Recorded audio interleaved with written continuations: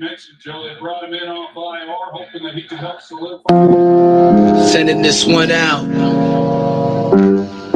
to my city and my team. Get that ring. You know what I'm saying? Here we go! Here we go! Here we go! Here we go! Here we go! Here we go! Here we go! Here we go! Here we go!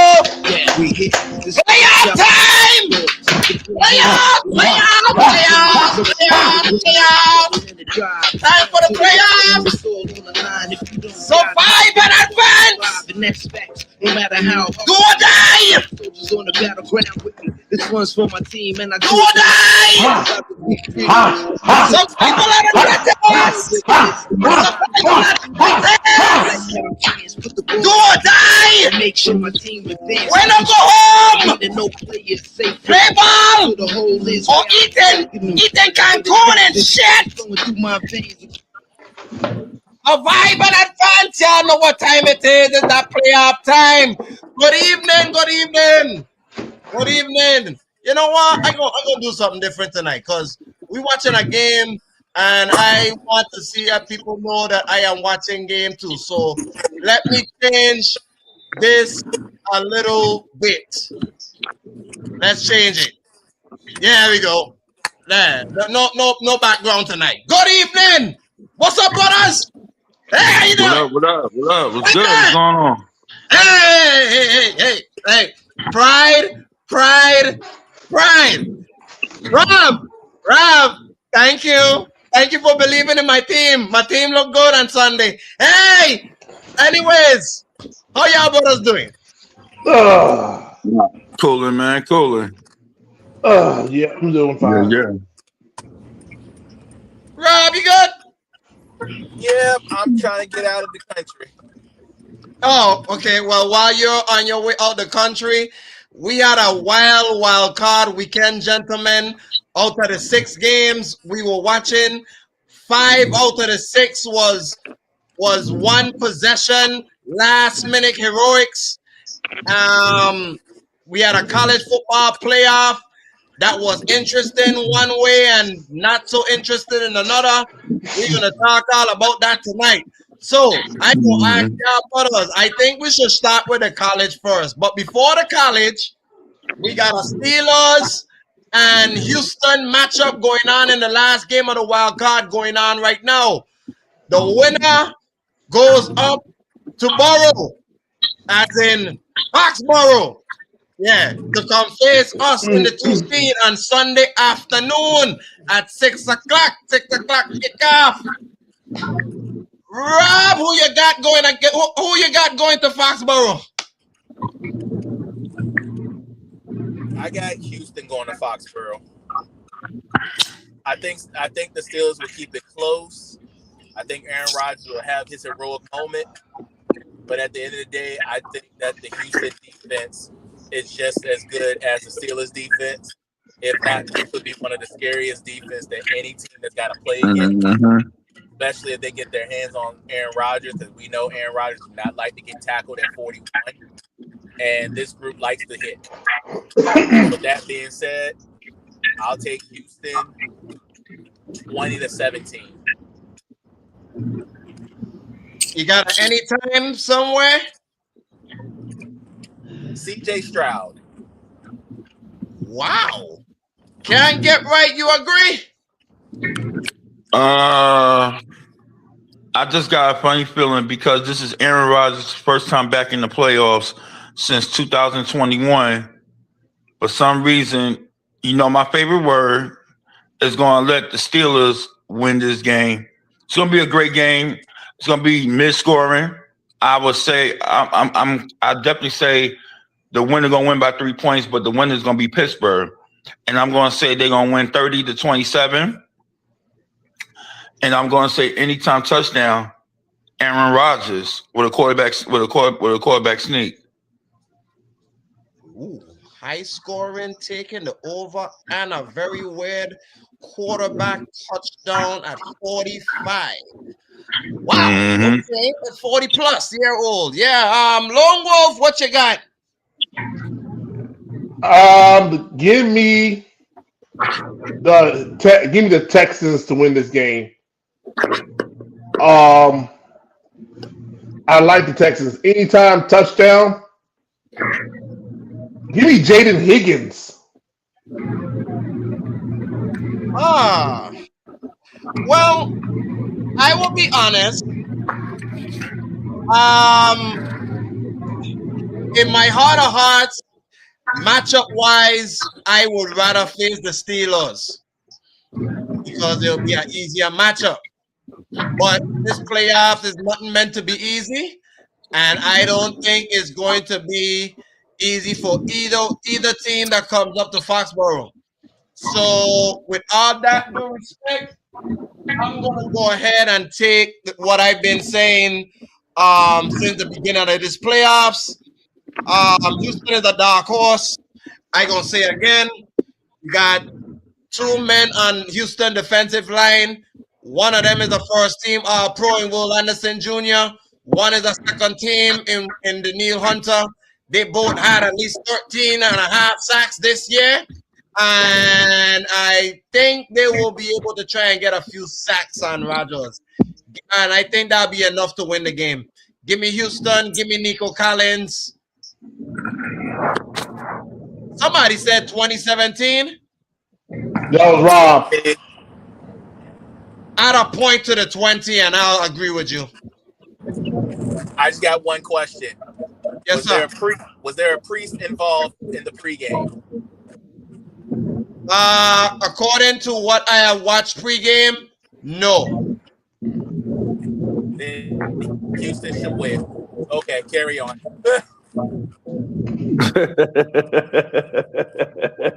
Okay, so heard that. No priest, no win. Got you. So now let's go ahead and have a little timeline and make our way up to tonight, shall we? Mm-hmm. Okay. Mm-hmm. Yeah. So Rob, I'm gonna give this one here to you first. So we had a bowl game with Ole Miss going against Miami.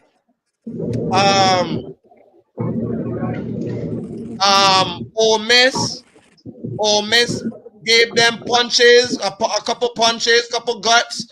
Trinidad Chandler's looked good. Miami defense was rattled. Ole Miss was rattled. Both defenses had problems. But through it all, at the end of the day, the U stand tall in a last-minute heroic rushing touchdown by Carson Beck, who has a lot of experience in these moments, and he managed to do it again.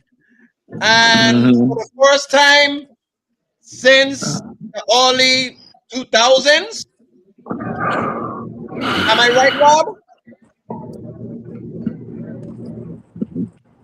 Yep, 2003. Yep. That's what I said it, early 2000s.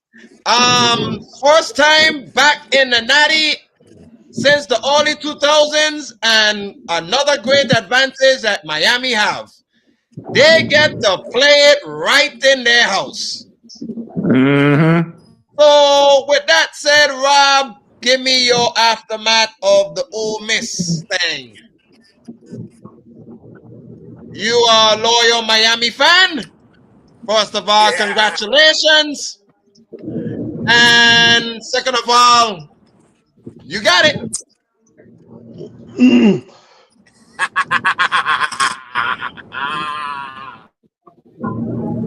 Yes, this evil laugh is for the one sitting right over there saying, "You wish this was you, but it ain't you." Yes, I do give Ole Miss a ton of credit. No Lane Kiffin, no offensive coordinator. If I were Ole Miss, Pete Golden will be your next head coach no matter what happens. Go keep him. Find a way to get Trinidad to stay one more year. I know they denied his request, but they can appeal it. Find a way to keep him on board. You got Lacey. You got a core. But when you play a team, that offensive line, the height average is 6'4", and the weight is over 300 pounds, and you got a team that are a bunch of midgets try to go up against a bunch of monsters, it's only but so matter of time where the monsters just wear you out. And that's exactly what we did from the start of the game to the end of the game. We wear them out by running the football. Fletcher is a man-child. That is a man-child. That is a grown man playing against little kids running the football. This whole offensive line is I even hate to say this, and Lone Wolf might agree with me with this. That front line looked like an Alabama front line. That whole line, especially the left tackle. I ain't never seen a left tackle that's 6'9", 340 pounds that can move like that. I ain't seen it. Right. So whoever gets him in the draft, keep him. I don't care what it takes to keep him.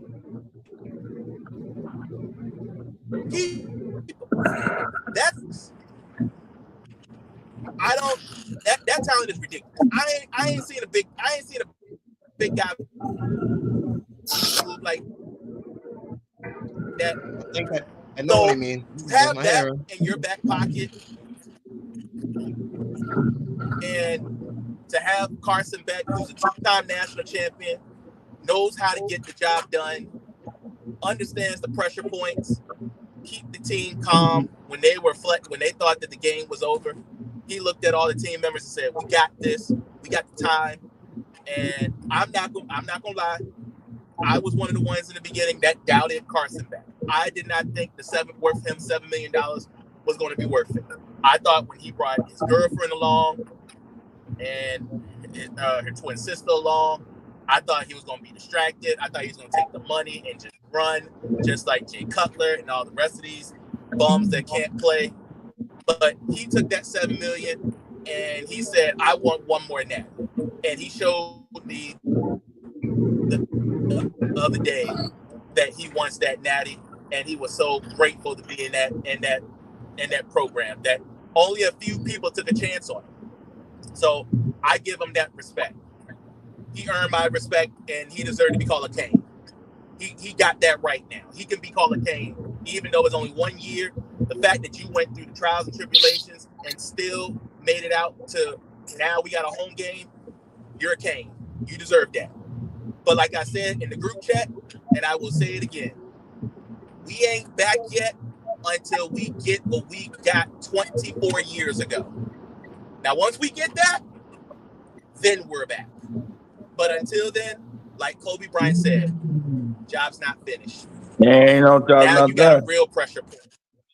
You got a real pressure point now. You went to Texas A&M and you dominated. You went to Dallas and you dominated. You went to Arizona and you dominated. Now you got the utmost challenge of them all. We got a national title in our home turf. If you can't win that one, you don't deserve to be national champion. And the thing is, with the team that we're playing against, they ain't gonna give it to you. You're gonna have to earn Absolutely not. So absolutely not. You want to be called national champions? You want to be called national champions? Continue to dominate. And if you dominate up front, you will have a national champion party in Miami that is so crazy, it will make the Miami Heat's 2012 championship look like nothing. Hey, I'll put it this way before I put you on to the next horse. And if they do that, they might. It will be so bad. I mean to make this a bad joke, but this is a really serious one. The stormtroopers that's out in the streets right now, they might go ahead and go to Miami just cause.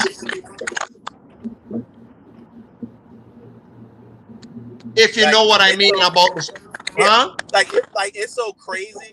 Before the game, before they found out Miami was going to be the national title, just the top floor alone, like the top seats, they were only $2,500. Now that Miami is in, it's almost $10,000 to sit up in the top row. My Lord.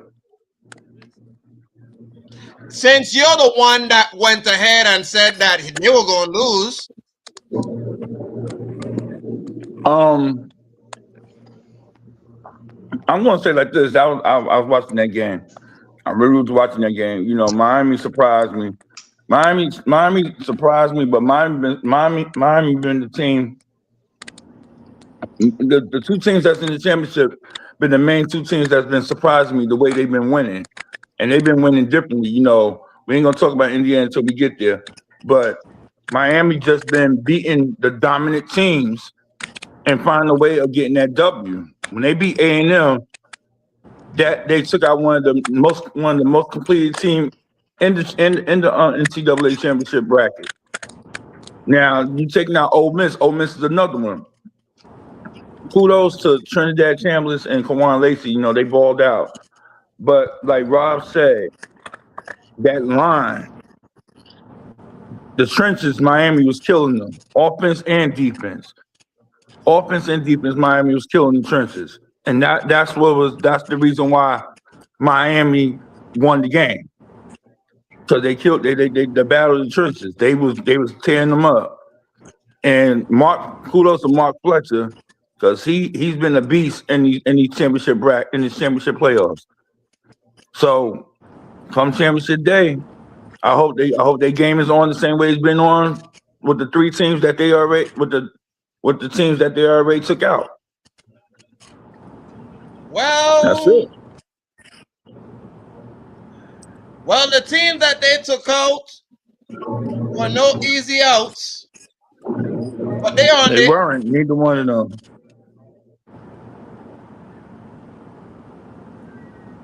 Oh, how you doing? How you doing, Ole Miss? I know you don't miss Lane Kiffin, and I don't miss him at all. You play well without your head coach, who is a traitor to Ole Miss. He's a disgrace to Ole Miss. Matter of fact, you could have won that game. It's okay. It's all right. Trinidad, listen here. I don't think they might not appeal your stay at Ole Miss. So you might want to get ready to head to the draft. Hate to say it, but that's going to happen. Sorry about that. To Rob's point, the guy that he was talking about is a guy by the name of Markel Bell. That's who he was talking about. That's like 6'10", basically Michael O'Hearn's size. 340 pounds. He plays left tackle with quick feet.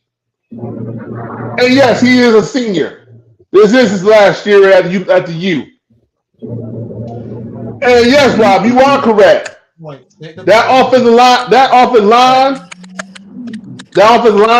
reminds me of Alabama. Plain and simple. All right, Boswell. So therefore, the way I see it correctly is, he's gonna be potential first round. I think Boswell might made the kick anyway. He's gonna be easy first round, Rob. Easy first round. Steelers strike. Breaking news: Steelers strike first blood. Got a field goal, 3-0.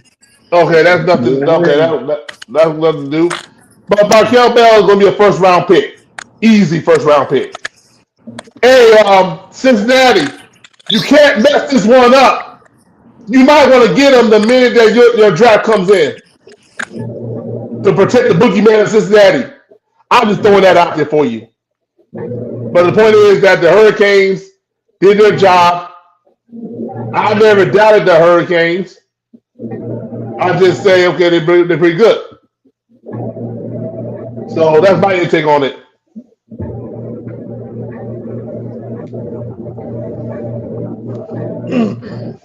Congrats to the ACC. Rob, we're back.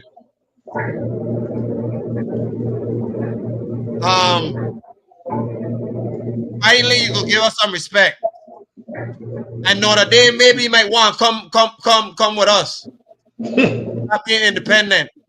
Because you see, ACC's not that bad. You just gotta win. You just gotta win the conference, and you get a ticket. What y'all trying to worry about being independent for?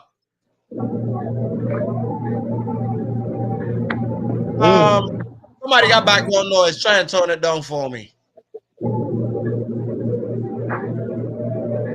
Turn it down for me, buddy. Somebody got background noise. That ain't me. I'm still my quiet. Okay, but ACC, Notre Dame, you can come if you want. You ain't gotta be independent. Relevant. Just saying. But let's move on. Let's move on to the next game. So Oregon went ahead and faced this team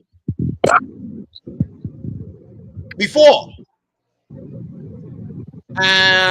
Indiana went on the road and put belt to ass on them. So Rob, what did the almighty Indiana did for an encore? Necrophilia. My favorite word.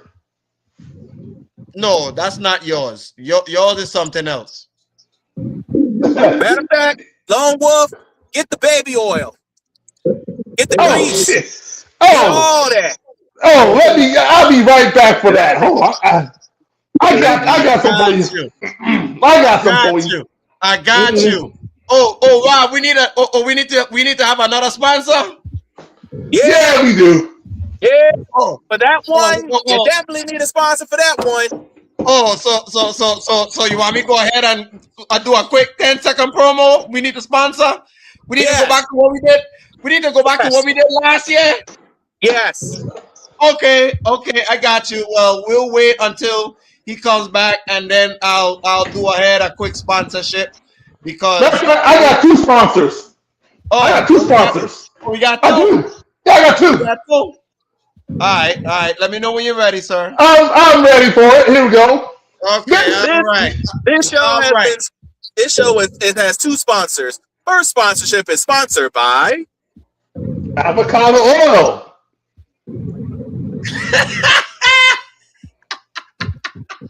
And it's green to represent the Oregon Duck. Even better. Hey, listen. But that's not all. Hey, well, listen. Let me give a little quick take on the avocado oil. Hey, it's healthy. It's healthy for your ear. I'm just saying. It's healthy for your ears. Hey, eating them ducks was healthy for those Hoosers. Oh, hey, Rob, they were getting hoosed. Yeah. Anyways, but that's not all. We have another sponsor.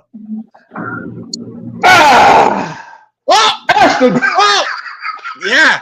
Oh, hey, we got our old sponsor back. Hey. No, Rob. No, about this one. No, about this one here. See, the avocado oil, I said for the red.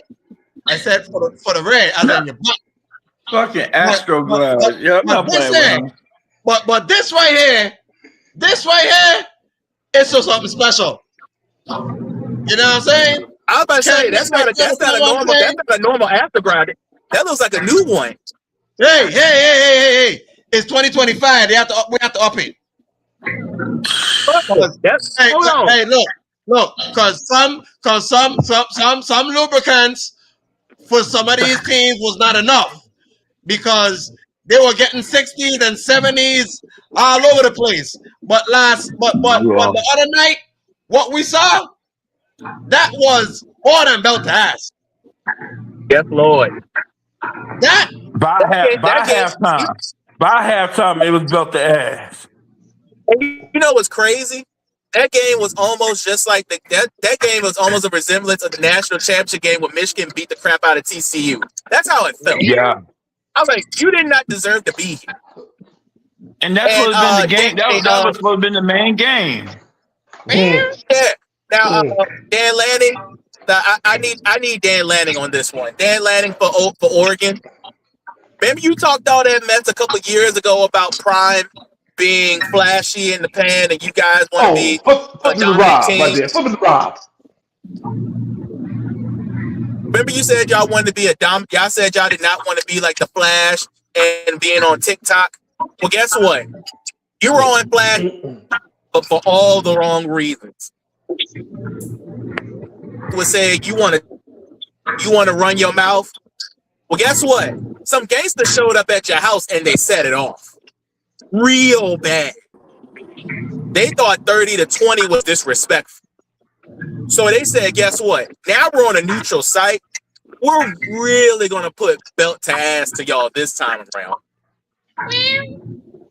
Point. Well, bro. This supposed to be a good defense, and y'all only put up 22 points. D6 giving up. No. Dan, I need you to be quiet. Don't say nothing. Don't speak about your team. You don't earn it. You came from the Saban tree and said, look disrespected. And I don't blame you. Embarrassment. Saban, I wouldn't claim you either. Embarrassment. I wouldn't claim you. I don't claim that mofo. Pete Golden, at least when Pete Golden played, at least he kept the respectful enough that he could actually get a phone call from Nick Saban and congratulate him. Mm-hmm. The ball can talk mess about Nick Saban, but I need him to calm down on that. And Steve ain't got to talk to him. He just gave him that same look like Nick Saban gave him, that killer look, like I'm coming to kill. And he served duck meat, duck stew, however the way you want to duck. He found every way to cook it. Grilled, Pete King fried. duck. Pete King that duck. Yeah, Pete King tuck. Whatever, however you want to put in a duck, you can put it Chinese, Japanese, pho, soul food. They gave them a Donald Duck ass whooping. I mean, any type of duck you wanted, he got it. They gave him every type of duck in Georgia. You get a duck. You get a duck. You get a duck. Everybody is getting a duck. But was so disrespectful to Oregon. I wouldn't look. Who was it? The transfer from Nebraska. I go out. I come back out because you're not gonna be the reason why Oregon go back to it. You saw I play Nebraska. Oregon ain't gonna change you. You ain't gonna change them. So whatever you think is about to happen, it ain't. You're gonna be right back down. You got to deal with Michigan. You got to deal with Ohio State, and you got to deal with Indiana over again. Big time. Y'all not coming back. Y'all not coming back to this spot. So enjoy it while you can, because guess what? It's just like y'all. Just like how. Remember how you played a little duck game on the Super Nintendo when you were shooting and they would just fall out the sky. That's how they were the other night. Duck hunt. Yep, duck hunt. That's how they were. Yeah.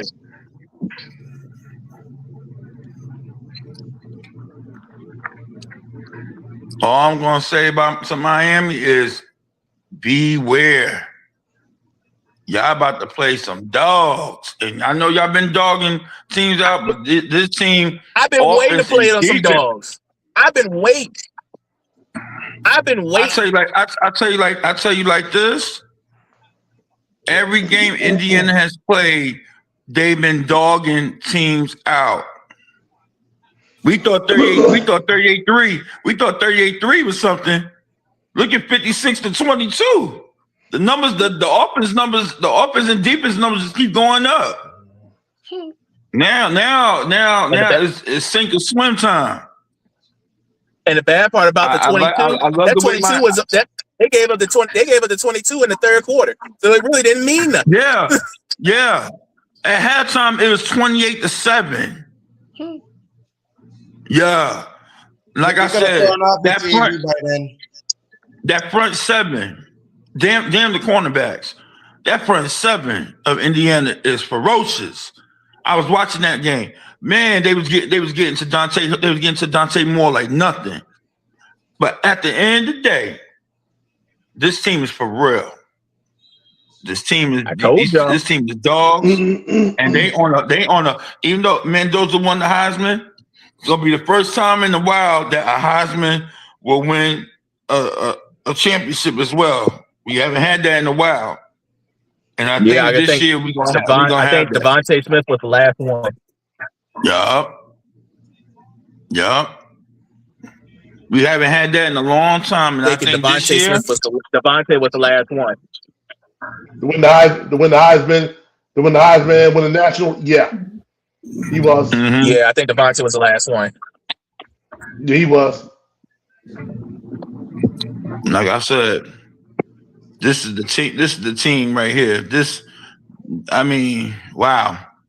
Ever since they beat OSU for the Big Ten, the Big Ten championship, they've been making noise all season. But that game, that was the turning point game of this whole season. This team, they not only ferocious, they still hungry. They hungry. You know what I'm saying? So I'm saying to Miami, be ready for OK Corral. It's gonna be an OK Corral fight. You better be ready. Because if you're not, your score might be looking 60-20. That's all I'm gonna say. But we looking at the champions this year in Indiana.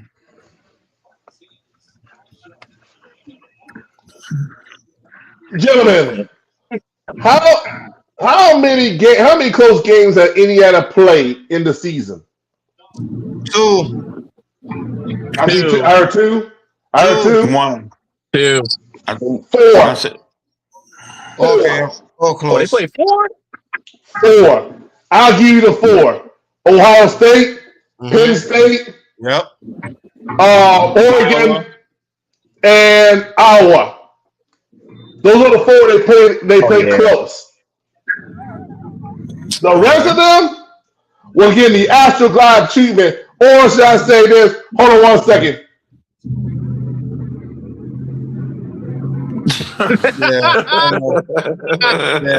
I know what he's saying. Yeah, that's what I'm saying. So I kept it on for those of y'all who don't know what I'm saying. We appreciate that. Mm-hmm. So the bonus being is that Kirk, for those of you who don't know, he won the national championship in Alabama. They win one when he was a wide receiver and a coordinator coach. So this will be his first one as a head coach. Second one overall if he wins. First as a head coach. This is going to be both. Basically, let's face it. This is going to be both their tests. This will be Indiana test and Miami test. This is going to be Indiana to see if they can take on a team like Miami, who they never took on, and this is going to be a test for Miami to survive the barrage of the Hoosier. So that's my intake on it right now because I don't want to talk about this game because the way how Oregon came, and you know I don't trust Oregon. It postseason moments is a prime example. They always choke. Next. Hi, Misfit. Oh, damn. Praise the Lord, saints and ain't sinners and winners. Hey. Lord, I told him you won't come. Well, I got a little, my patience sleep, y'all. Okay. Do you have anything to say to Oregon? I have nothing to say to Oregon. The only thing I got to say is go Canes, go. That's it. Nothing else. Indiana. You know you never won a national championship before?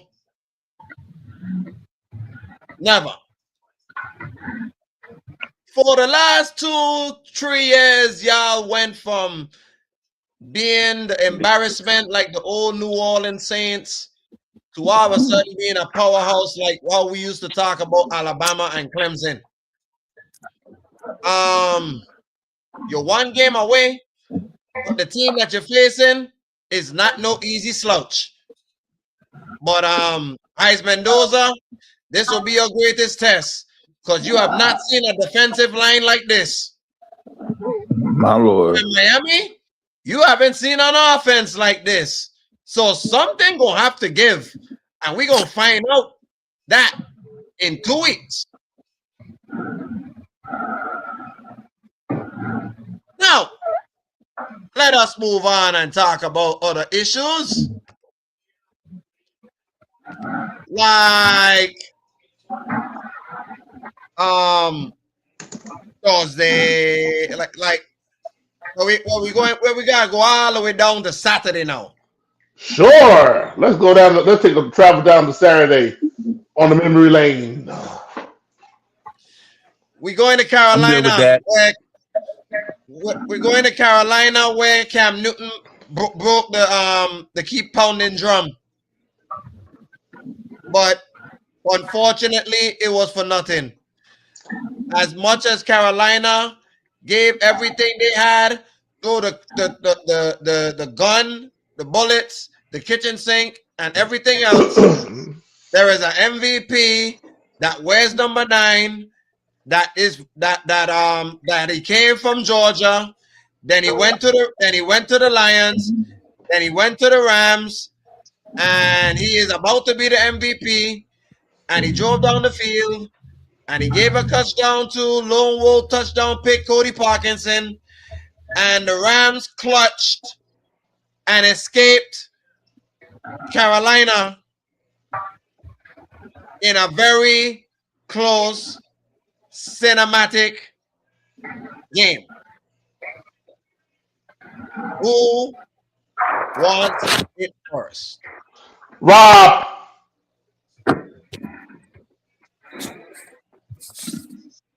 Have at it.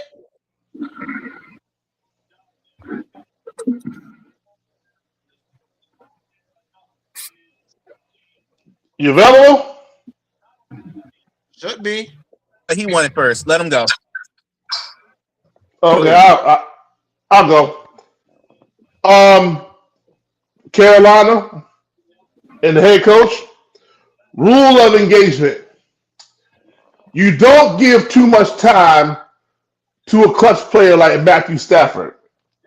2 minutes and 38 seconds is too much time. Way too much time. And the way how the full game was going, it was going fast and furious. Defense was nowhere to be found. They're going back and forth now. Keep in mind, Rams been through this situation before, so this ain't their first barbecue. But shout out to Rams on this part. The Rams did their thing, kept in the clutch.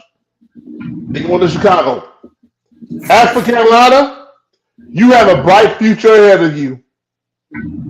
Way bright future. And for the next maybe 5 years, chances of you dominating the NFC South is starting to rise. Let's face it, New Orleans still rebuilding.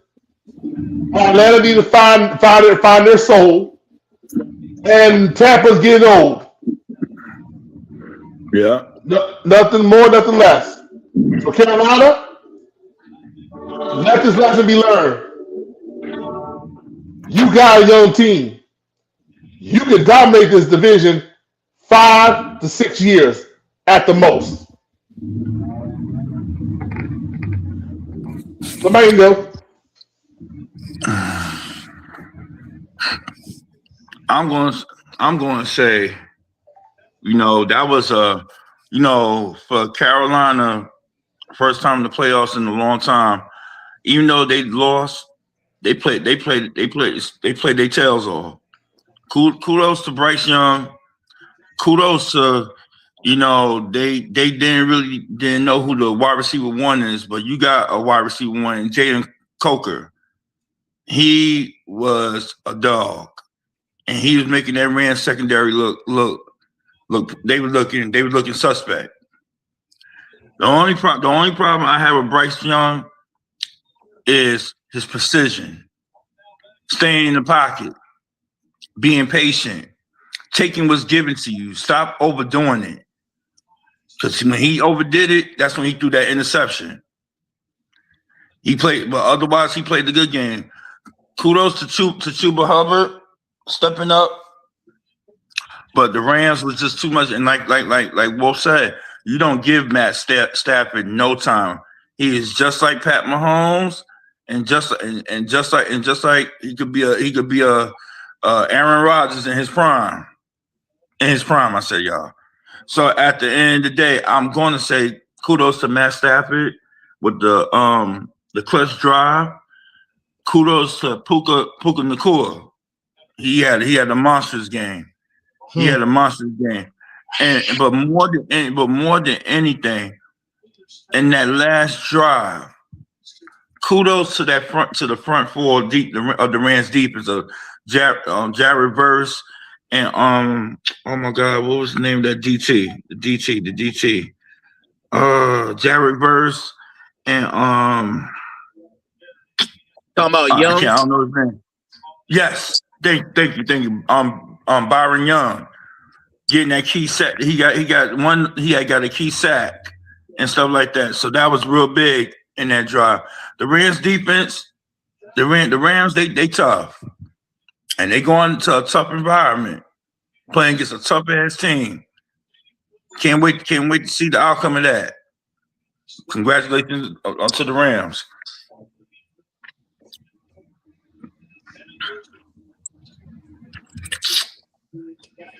Okay, I'm good.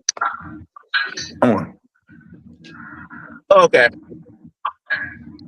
This game broke my heart because y'all know how I felt about the Carolina Panthers all year long. I was this close from almost being 100% right about them.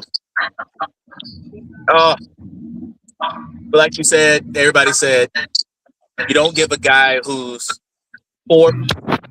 has the fourth most career game-winning drives in their careers. Yes, sir. You don't give him 4 timeouts. You just don't.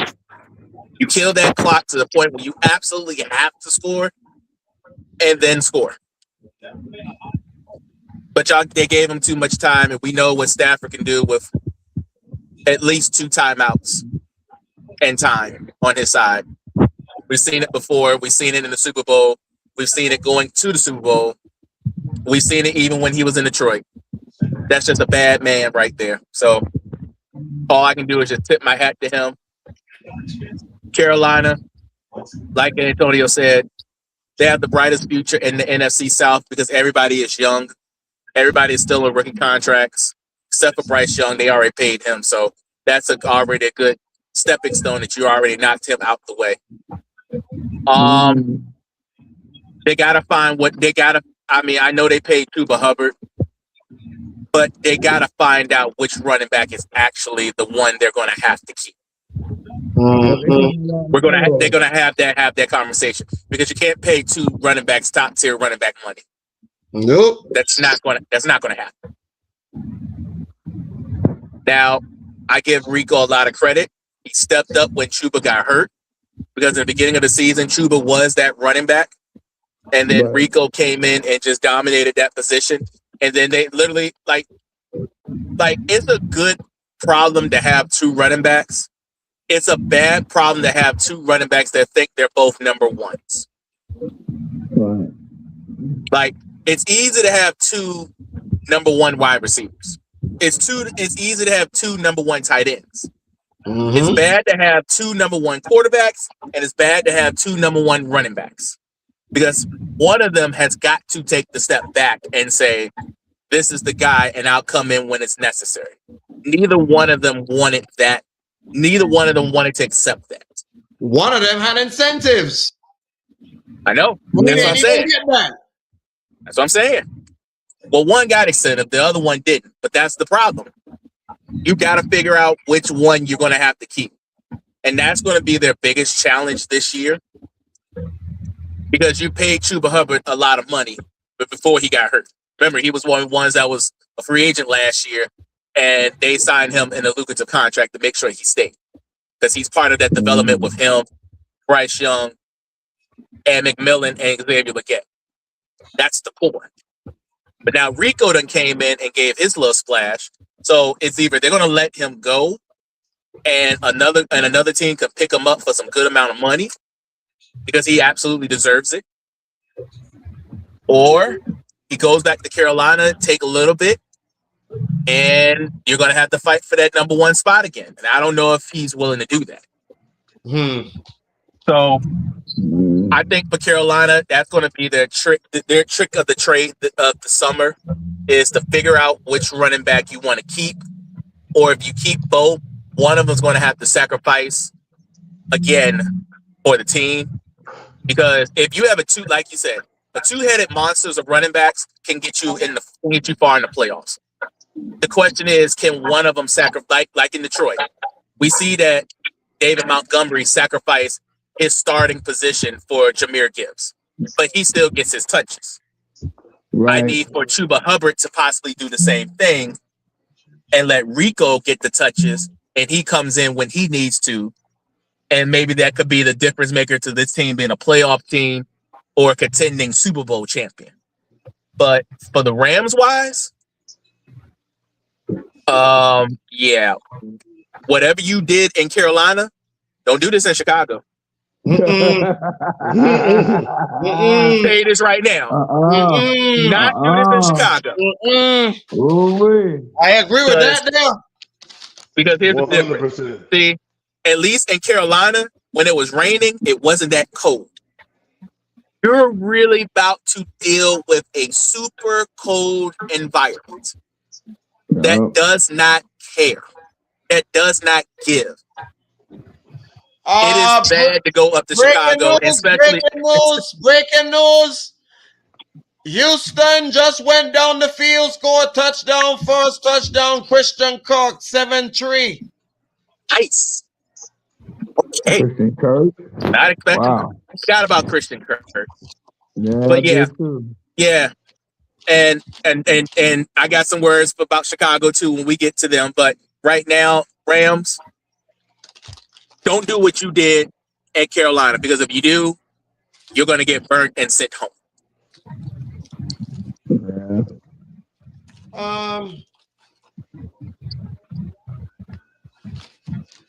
Well,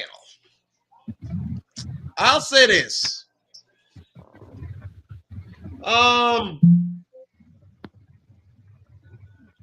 That's the MVP. Carolina's gonna be all right. Rob, you was right. They're coming. Yeah. Running back situation, figure it out. Defense, get a line, and you're good. Now, let's go to the next game. Speaking of the Packers.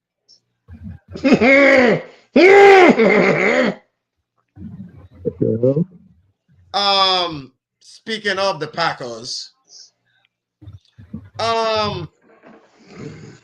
Packers, y'all went up to Chicago, Chirac, I like to call it, or should I like to call them now, the land of the cheese grater. Y'all try to rattle Caleb. At one point, you were down. You were up 21-3.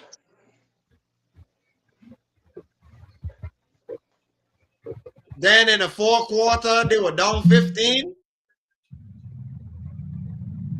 And all of a sudden now, Caleb Williams gone from everybody think he's a bum to now Ben Johnson is a genius. Too bad, Green Bay. Y'all had promised to go to the playoffs, but you had a 15-point lead. It's a shame if somebody messed it up. And look what you did. You blew it. And right now, y'all trying to do what y'all can to keep LaFleur, because if LaFleur leave the building, LaFleur gonna get a job in 45 minutes. Oh yeah. So let's hope that you do figure something out with LaFleur. Because if you don't, the only person that you better make sure you get to replace him is Harbaugh. That's it. Harbaugh. If you ain't getting Harbaugh, you better do what you can to keep LaFleur. I agree. I want it. Nah, let me Give it to Rob. Give it to Rob. Okay, he audible. You have it.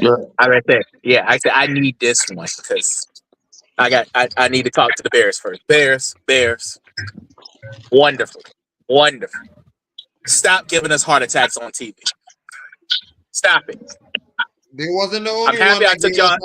There wasn't the only one that gave us heart attacks on TV. We got more to talk about. Look, I took them on a live bet at halftime, and I got nervous. I was like, "Oh God, they're about to screw with me." Oh, but they did what they need to do. Now, Bears, what you did this past week, you can't do that against the Rams. No. Can't do that either.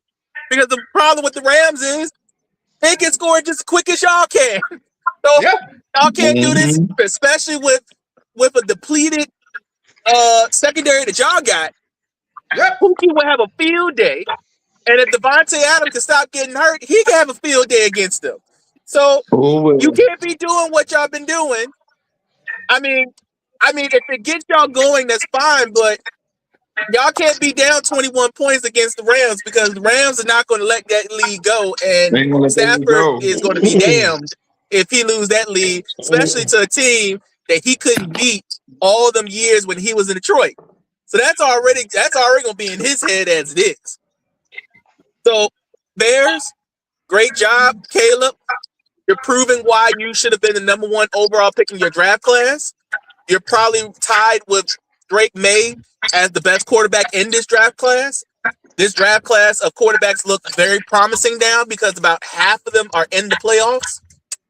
So this looks promising right now, and all the GMs that picked up their quarterbacks in that draft class, you picked up the right ones finally. Good job. Proud of y'all. New England, Chicago, Denver, all y'all picked y'all right quarterbacks. Good job. Now, the one I want, the one I need, Packers.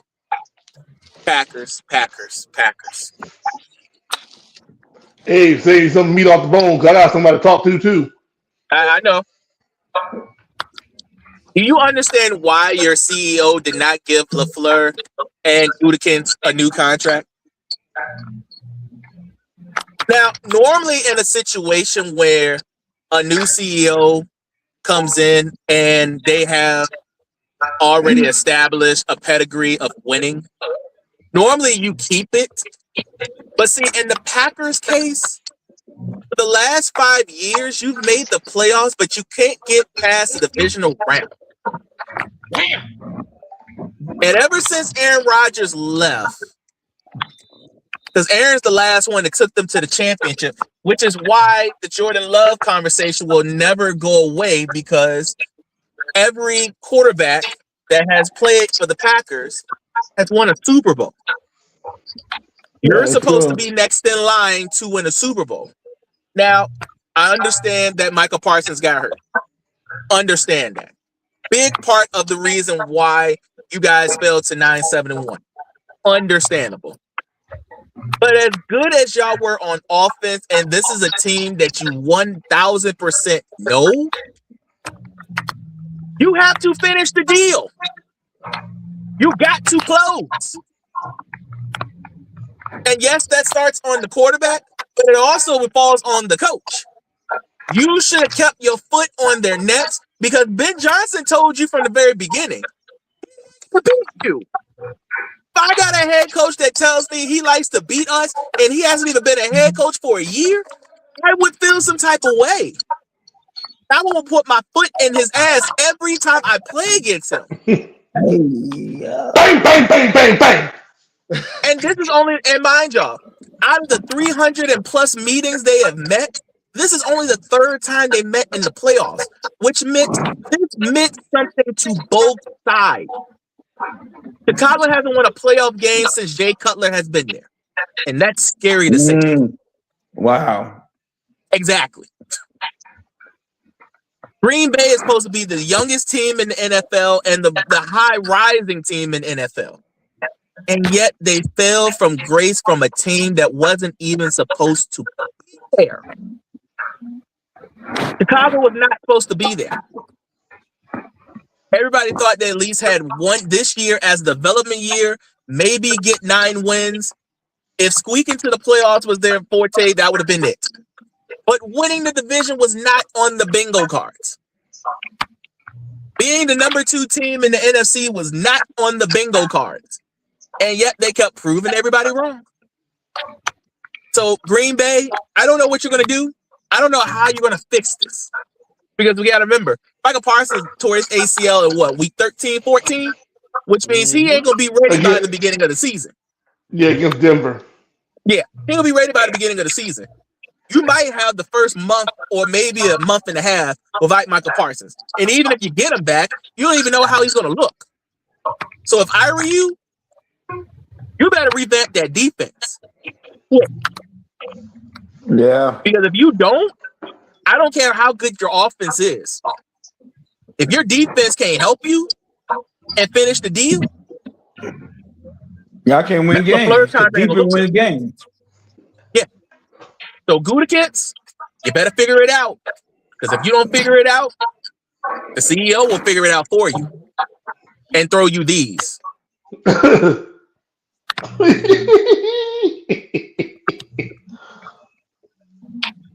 Now y'all go ahead. I'm ready to go back. I'm ready to get in the house. So I'll be on the laptop in a second. Okay then. Okay. While Rob doing this, but guess what? It's time for Matt LaFleur to go. It's time for him to go. No, it's not. Inexcusable. Straight inexcusable. Oh my goodness. 7 years on the job. Wow. You gave up a 3-possession lead? Oh, I think you have a problem with that one. Okay. 3-possession lead. And I'm supposed to re-sign you on a contract? Now it's time for you to go, bro. I just can't. Same thing with the GM. If you're the CEO of the Packers, I'll go ahead, clean house, and get it over with. It is not worth my time.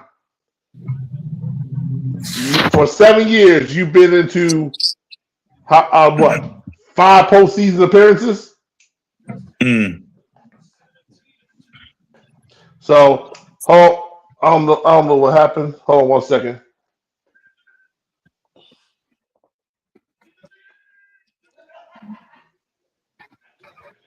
Hey, can you hear me? Yes, I can. I'm here. I can hear you. I'm here. I can hear you. I can hear you. Yeah. Oh, I reset. Okay, I'll go.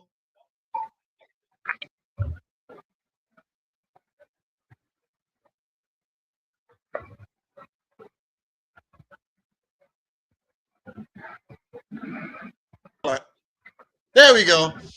While everybody's coming back on. All right, here you go. Right. All right, here we go. Okay, ahead, that's my question. Yeah, it's time for Matthew Stafford to go. I'm sorry. It's time for him to go. I'm sorry about that, man. It's time for who to go? Matt LaFleur, excuse me. Matt LaFleur. It's time for him to go. No. Inexcusable. You don't blow a 3-possession lead and thinking I'm supposed to re-sign you to a contract, extend the contract to you? No, I'm not doing that to you. Not to mention you've been into what? 5 posts out of your 7 years on the job. You only missed the postseason only once, and that was 2022. You've been to 2 NFC championship games. That was against Brock Purdy and against Tom Brady, and you lost both of them. You're 3-6 in postseason contentions, and I'm supposed to give you a contract extension? Miss me with that. I'm letting you know right now, unless, and as far as GM goes, yeah, I'm gonna be honest with you. You may do a trade with Michael Parsons. Big deal. You did some other decent drafting. Okay. But in your 8 years, what has it shown for? Not an NFC championship in sight and not a Super Bowl in sight. And this is why probably Aaron Rodgers got sick and tired of being the number one guy, but Aaron Rodgers is a diva. That's nothing new, nothing less. But point being is this, guys, if the CEO of the Packers, well, look, it's up to you how you want to run it. Personally, me, I want to give those two jokers a contract extension. I'll send them on the merry way. That's my thought.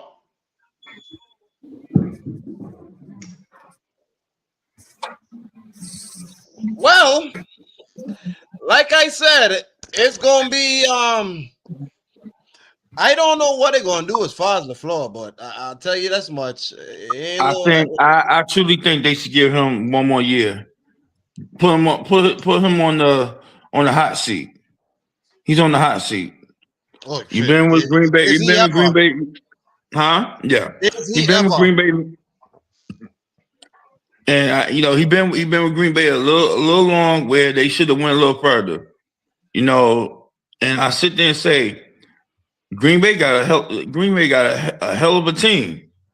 Kudos to Jordan Love. Jordan Love plays his tail off. But the main thing, why I understand Wolf say why he should go. I'm gonna give you my reason why, if they do get rid of him, why they would. You got a weapon in Matthew Golden, and you finally used him, and you finally unleashed him. You should have been unleashing him during the season. You don't know how to use you don't know your team. You don't know your offense. You don't. The offensive coordinator don't know how to use Matthew Golden, but they used him. They used him in that game against Chicago, and he looked damn good. Yeah, over 80. It was best game of his whole best the season. Best game of the season. Pretty much. So my thing is Matt LaFleur, because he does get Green Bay to the playoffs. He's on the hot seat the next season coming up. If Green Bay don't go far in the playoffs next year, he should get fired. The guy you talking about, offensive coordinator, is Adam Stenavich. He need to go. That's the OC for the he's offensive coordinator for the Packers, but I think Matt LaFleur is calling the plays. The OC need to LAVE. I mean, I get what you're saying. The offensive coordinator got to go, but if Matt LaFleur is calling the play, I'll be looking at him. Yeah. Boy. Now we probably understand why him and Aaron Rodgers is getting to it on the sidelines now, huh? I mean, Aaron Rodgers, I felt like with that situation, Aaron Rodgers was ready to go. They wanted a fresh start. So I just felt like it was time for them to go. Let's separate, the part ways, move on. But let's move forward, gentlemen. Let's move on to the Sunday, where Sunday we had a very, very, very interesting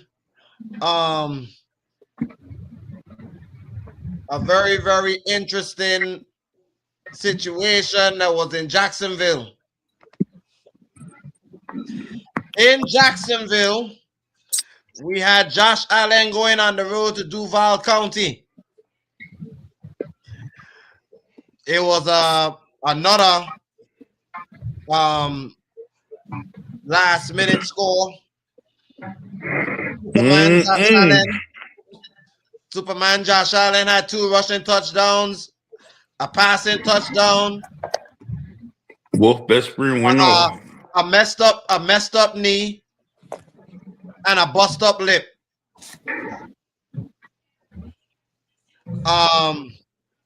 They escaped Duval County.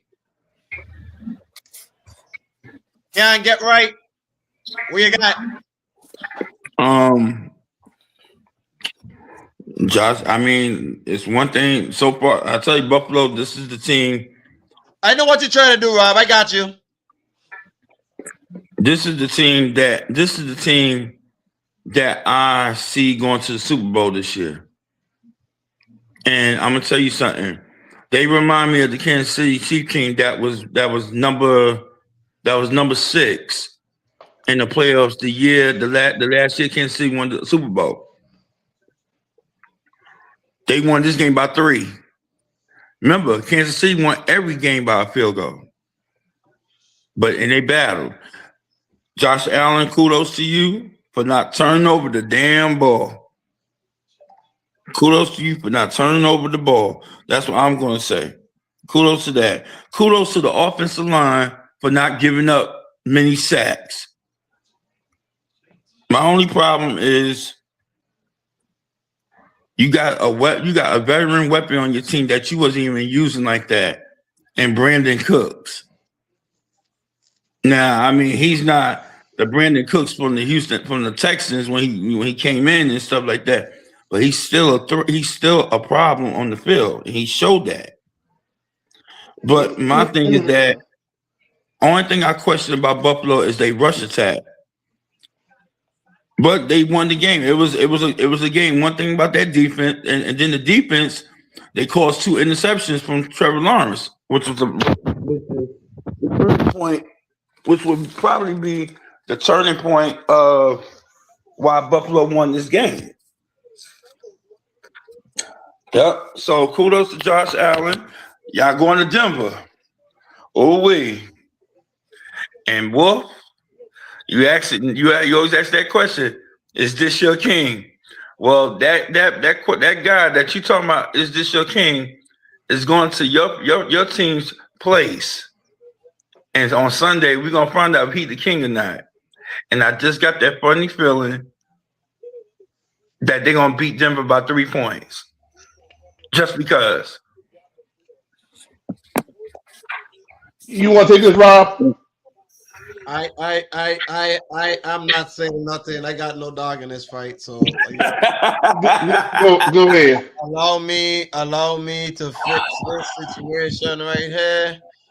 Allow me to fix this situation. I got y'all. Go ahead. Okay. First of all, I got no dog in this fight. I'm gonna let y'all. Okay. First of all, I need to give Jacksonville a whole lot of credit. Nobody, and I do mean this, out of the 4 of us, 5 of us, 6 of us, nobody expected Jacksonville to be in this spot. Facts. Nobody expected Jacksonville to be this good, this quick with Leon Cohen. I appreciate the fact that they found their head coach. They went and got him, stole him from Tampa. See how the Tampa offense looks a whole lot different without him. Makes sense. Leon Cohen, you got a great future, and you did this without even your best player even playing the rest of the season with Travis Hunter. That could have made a difference in that game. So I agree. I think that will be a definite thing for them. Buffalo did exactly what they needed to do, which was make Josh Allen put that Superman cape on and let him be Josh Allen of the MVP of last year. That's the MVP that we saw last year. That was the guy. That's him. And that's the one that everybody thought that would win the MVP this year because he can do stuff like that. going into a tough environment, haven't had a home playoff game since they had Blake Bortles. Let me say that again. They haven't had a home playoff game since Blake Bortles. Yeah. They actually had one. Oh, years ago. outside of the other year, outside of the year that they won and they beat San Diego. I'm talking about an actual one. Home They game. were like the dominant team. They haven't had that since Blake Bortles. When they were the number 2 team and they had to go to New England to try and win it. They haven't been that good since that time. So to have that kind of moxie and that kind of energy in that building, it's going to be great for Jacksonville. Buffalo did exactly what they need to do to win. But, sir, to say that they're going to go to the Super Bowl and they remind you of the Kansas City Chiefs when they won their first one in 2019. And they was ranked number 6. No, that wasn't that year. That was the year they played. What year they played the Niners? That was 2020. No, 2000. Yeah, the 2019-20 season, right before we went into COVID. Uh-huh. Stop the cap. Stop. Stop the cap. Stop. Okay. Stop. Please stop. They are the number 6 seeded team for a reason. If they were this good, they would have beaten New England twice and they would have won the division. That did not happen. You know my favorite word. I don't care about the politics. Here's the problem. If you wanted this to be the politics problem, they would have kept them at number 2 since there's no Mahomes, there's no Lamar, there's no Joe, there's nothing that he's really got to do. You want that role? Here's that role. If you want that to happen, they'd have gave him number 2, but they gave him number 6. Because just like Kansas City. You done. I'm gonna pull a wolf on you. You had your turn. This is my go now. You cannot stop the run. The one thing I hate that Jacksonville stopped doing, they stopped running the ball. Giving ATN the ball. I hated that because that was the way to beat them. You can beat Buffalo by ball control, run the ball. Guess what the Broncos can do very well? Time control, run the ball. And you keep forgetting, J.K. Dobbins is going to play the next game on top of R.J. Harvey. So guess what? Now you got a two-headed monster at 5,280 feet that Josh Allen has not seen. And don't forget, you don't think we forgot what he did to us last season in Buffalo in the playoffs? You don't think you remember 20-6? You don't think we forgot about that? That was the hardest 20 points that Josh Allen had to get in the entire playoffs. Because if we were just a little bit older, we would have beaten Buffalo in Buffalo. But guess what? You got to come to Denver now. And this ain't going to be no easy place. And by the way, you do realize we haven't had a home playoff game since 2015. And do you know the last time what happened that we had a home game in 2015? Y'all won the Super Bowl. Something that he's experienced, I've experienced, somebody else experienced, and even the person that's not even here has experienced in at least the last 10 to 15 years. Buffalo wish they can get what we have. At least one. So in order for them to get this, you got to come to Denver. This ain't going to be easy. And also difference, our defense is about to be healthy. We're getting everybody back. Now, the only thing, if you want to attack Moss, go right ahead. That'll be your best bet. Whoever your wide receiver is going up against Moss, that'll be your best bet.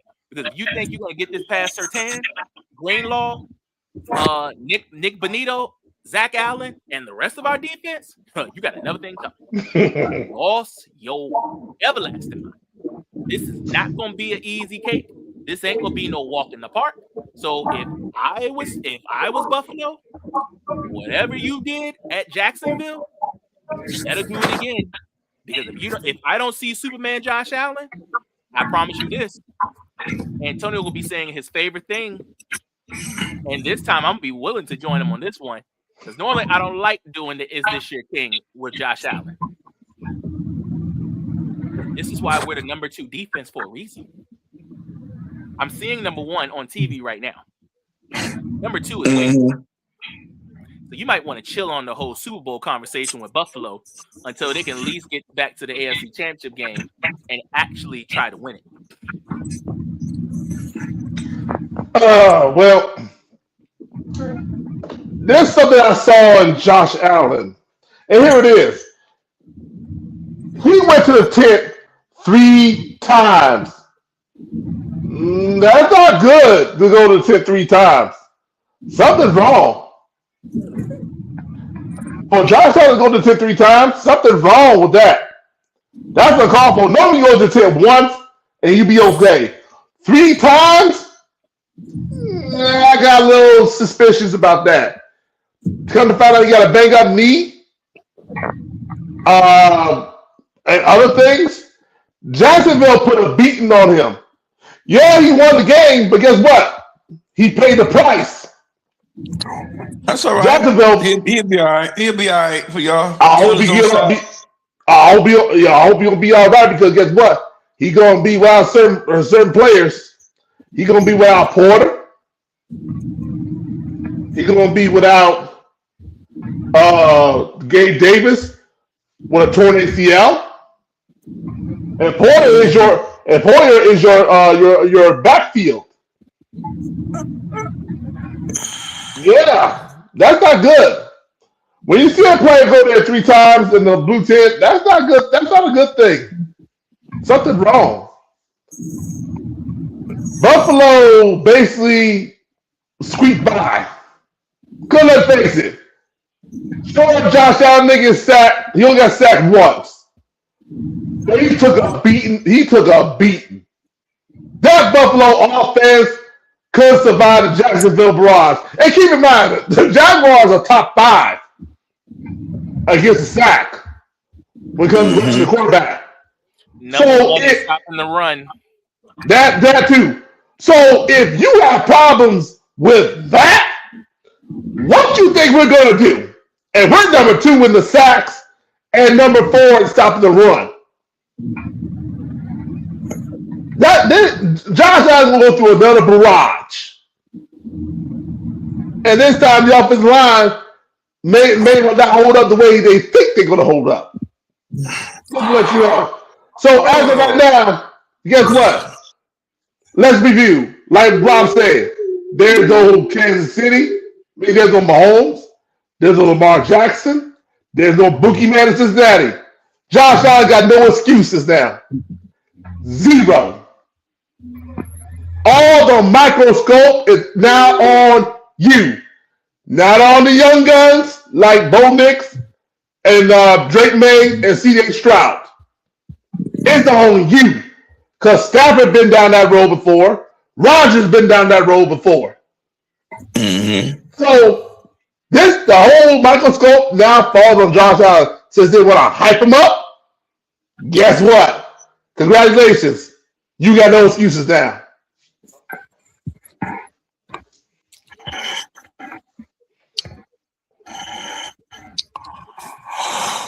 Well, I thought you was about to argue since he's taking Buffalo to beat y'all.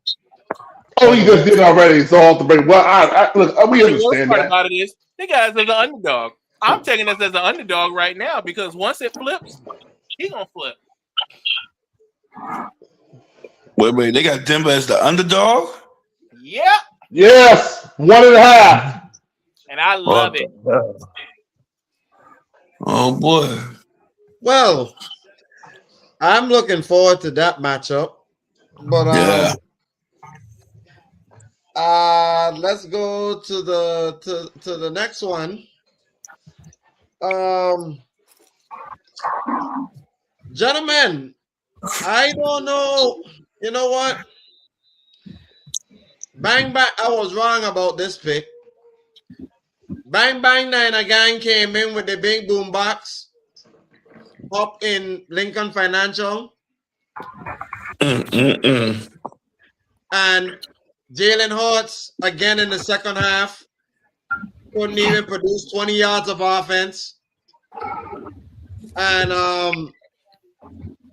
the 49ers basically walked over their trap and took over their trap. Like they used to McCaffrey. Mm. Christian McCaffrey's a bad boy. And despite George Kittle being gone with a torn Achilles, the Niners always figure it out. Who wants it? Oh, give me that. Give me that. Give me that. Because hey, shout out to my cuz. Yeah. Shout out to cuz because he did the exact same play like he did in the Super Bowl.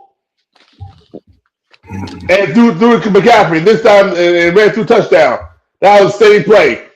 Now the 49ers, I'm not gonna worry about the 49ers because they're dealing with injuries, but they are resilient. They are brilliant, and Brock Purdy, San Francisco got a tough matchup on Part 3 against Seattle. It's not about San Francisco. I'm gonna get them out the way.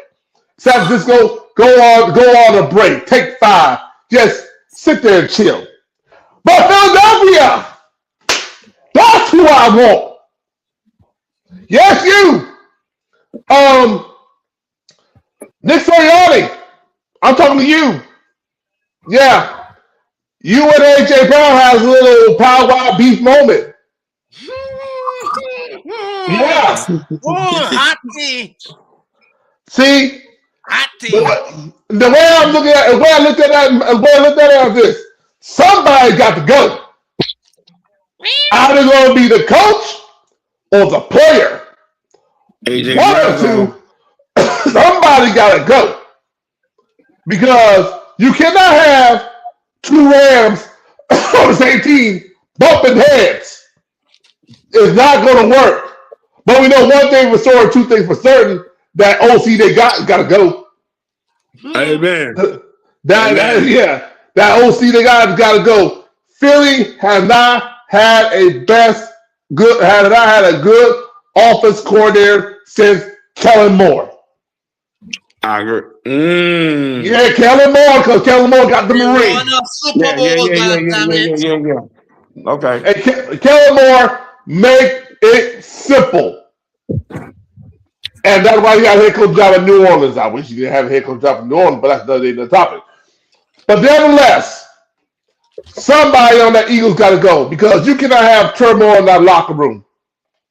With AJ Brown having a hissy fit, not getting his catches, got to get his ball in play. Then you have Nick Sirianni, who, by the way, you're supposed to be an offense coordinator. Why are you not calling plays? That's what I want to find out about that. Not to mention a banged-up offensive line. Jalen Hurts, if he throws too many times, he's going to lose game. And this is why I said the San Francisco 49ers did the exact same thing as other teams did. From Chicago, and who other teams that Philadelphia lost to.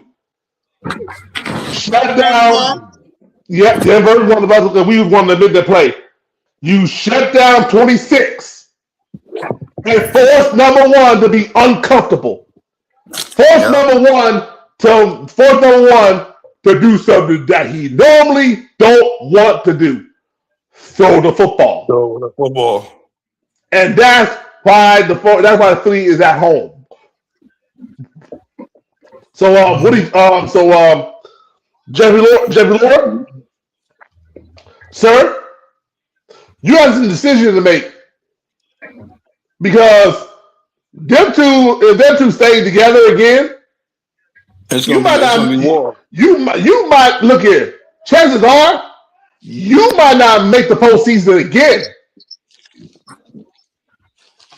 until y'all get this straightened out. Because right now, the way I see it, that Philly locker room is kind of like slight fracture. Too many egos. Good. That part. Y'all, who can have it? Like I want to elaborate what Wolf said about the coach and the player. they're not going to get rid of Sirianni, but they will trade for AJ Brown. Now, mind you, if I'm correct, AJ Brown just got a contract last year, right? Yes. And my whole thing is that, you know, he's one of the top 10 wide receivers in the game right now. And I can understand how he feels because he's one of them guys where, yo, give me, I want to get in the game. You know, feed me. And he is one of the best physical wide receivers in the game. Physical possession wide receivers in the game. I've been saying this all season long. I blame the offensive coordinator, but I blame Jalen Hurts too. I was watching that game. Jalen Hurts, you know, the problem with when they won the chip, Jalen Hurts didn't get that contract yet that he got now. When they won that chip, AJ Brown didn't have his contract yet. Devontae Smith. Yeah, that's it, right? Devontae, yeah. He didn't have a contract. Saquon, he didn't have a contract. The problem is these guys get this contract and their egos start tripping. They start ego tripping. Jalen Hurts is ego tripping. The offensive coordinator do not know how to. The offensive coordinator do not know how to run play calls for Saquon, AJ Brown, or even Devontae Smith. The offensive coordinator, need to go. AJ Brown, he's gonna go to another team next year. Kudos to San Francisco defense. They did what they had to do, even though it was a close game. You know, and they won the game without George Kittles. They won the game without George Kittles, so that's definitely what's up. At the end of the day, I'm one happy camper. You know, y'all know how I feel about the Seagulls and everything like that. So kudos to the Niners. And at the end of the day,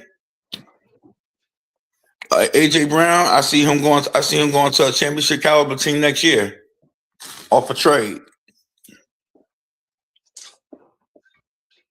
Take over. This is my problem with y'all saying the offense coordinator got to go and AJ Brown getting traded. AJ Brown just proved his point. The offense He did it for a while. The offense has been stale. There's no trick. There's no nothing. It's just a basic offense. From a basic offense coordinator. High school. High school. To be there. Madden. So why would I get rid of AJ when the problem is right there rooted in front of you? I'm not gonna let you talk. I'm gonna let you talk. I'm not gonna get rid of AJ. I get rid of the offensive coordinator because one, I just paid AJ Brown all this money. That means I'm gonna take a good dead cap hit that I ain't really trying to pay right now. That's number one. Right. Number two, last time I checked, Jalen Hurts did not say he want him out the door. So that's another reason why this ain't gonna happen. And number three, if there's one GM that I trust to get the job done out of all GMs, even including mine, that sometimes it's a hit and miss that he's been hitting right now. If there's one that's been hitting for the last 5 to 10 years, it's the Phillies. It's the Phillies GM. Yeah, he did everything. He did everything that he needed to do to fix the defense. That was the big problem at first. Now his next big problem is on the offense side of the ball. He needs. He's going, and it's the thing about it is, it's an easy fix because this is the beauty about all these offensive coordinators that are trying to go for head coaching jobs. They're not going to get them. Not all these guys are going to be head coaches. So a guy like Cliff Kingsbury, if he don't get a head coaching job, guess what? He will OC. That's my next phone call. He don't get a job. I guarantee you, the Eagles will call immediately to bring him. Now, Rob, let me ask you a question. Since you're saying that, because this question has been pondering on me, because of the squad, because of the problem between AJ and Nick Sirianni. I mean, that's what's going to happen with a coach and a player at times. We've seen that happen with Andy Reid and Travis Kelce, right? Mm-hmm. And the problems that AJ Brown been causing this season. You really don't think Philly gonna put him on the trade bubble? No, because he was right. The offense has been stale since week 1. They have not been good since week 1. I agree. The team. Look, they really suck. AJ and them will be great 1 week, terrible the next. Saquon will have a good running game, terrible the next. He ain't had too many good games this year. Jalen Hurts will throw. If I'm not mistaken, I think Saquon didn't have no good game this year, except for the one against the Vikings. No, the Minnesota game was probably was their best game. Yeah, that was it. Yeah, but that's what I'm saying. I don't put this on AJ because AJ has told y'all from the very middle of the season when everybody was saying that the Eagles were 8-1, 9-1. No. We're only 9-1 because of the talent. We are not 9-1. We're not 9-1 because of the fact that this offense is stale. And I mean, look how many times, like they said, I think they said 6 times that Jalen Hurts was under center, and they knew they want to run the ball. Last year, when they were in the Super Bowl, when he went under center, guess what happened? It was either they were going to run the ball or was a play action shot down the field to Devontae Smith or AJ Brown. Wide open touchdowns because they set the run up. Now this time they should have did the opposite. What they should have done was establish the pass game first because they knew that Philly was going to come out there and run the ball. They knew that was going to happen. The issue was, can you slow it down enough so that you can get possessions back and y'all can score? And they did. So if there's anybody that I would let go, I'm not letting go of AJ Brown. That's your number 1. I know Devontae can be a number 1. He could be a number 1, but is he ready to take on the number 1 responsibility? And I don't think that. And the answer I believe right now is an absolute no. Can he do it? Absolutely. Does he want to do it? No. Guess what? Why am I getting rid of it when it's been working for the last 3 years? Correct. Find that right guy in the helm to 1, understand the scheme that Jalen Hurts likes to play, and 2, get the wide receivers in action early enough so that when they are effective in the fourth quarter, guess what? You can make plays. Because they could not make no plays in the fourth quarter at all because some reason AJ Brown got his hands in the sidelines. I'm still trying to find his hands because that's what Philly is trying to do right now. But it's still in that book. It's still in that book that he was reading. Probably. But but for me, I don't think AJ Brown it was the issue. AJ just told it like it was and nobody really wanted to hear it. But now they had to hear it because guess what? They lost. It happened. Yeah, it happened. So now they're saying, oh, AJ is right. AJ been right for the last 7 weeks. Yeah. So I wouldn't get rid of AJ because you're giving a lot of money you're going to give up and a lot of money you got to pay later on that you don't need. I keep AJ. I find another offense coordinator, build that offense back up. Find a new right tackle. I'm gonna go ahead and call a spade a spade. Find a new right tackle because Lane Johnson might be out the door next. I think find get in the draft, get a playmaking wide receiver. Not really. You don't need a wide receiver. I think you don't need a wide receiver. You need an offensive line, and they're going to address the offensive line on the draft. Especially on the right tackle side, because if people don't realize this, when Saquon, when he was in his heyday, he goes to the right side because Lane Johnson is their best right tackle, and he goes right every time. Yep. In that game, he tried to go right and go nowhere. And they were waiting on top of that. They were waiting on them too. Absolutely. Mm-hmm. So find a new right tackle to get ready to replace Lane Johnson.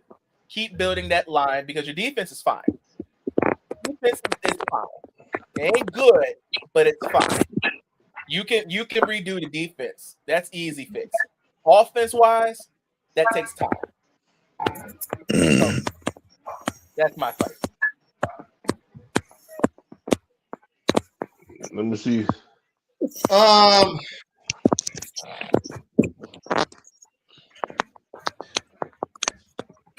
AJ Brown. Oh. Yeah. Okay, I figured it out. AJ Brown. I don't know what they're gonna do with you. Rob, you said keep him. In a way, I agree with you. And in a way, I'm like, why after the last 2 years they've been beefing? Yeah. Mm-hmm. Super Bowl run, they were beefing. The man had to read a book.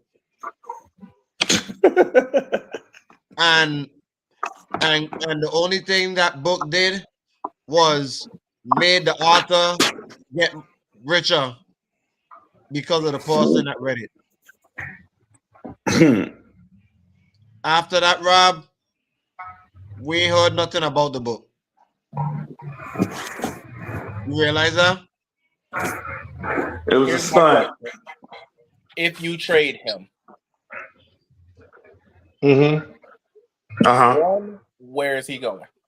Because you got to, you're trading a top star for a top star.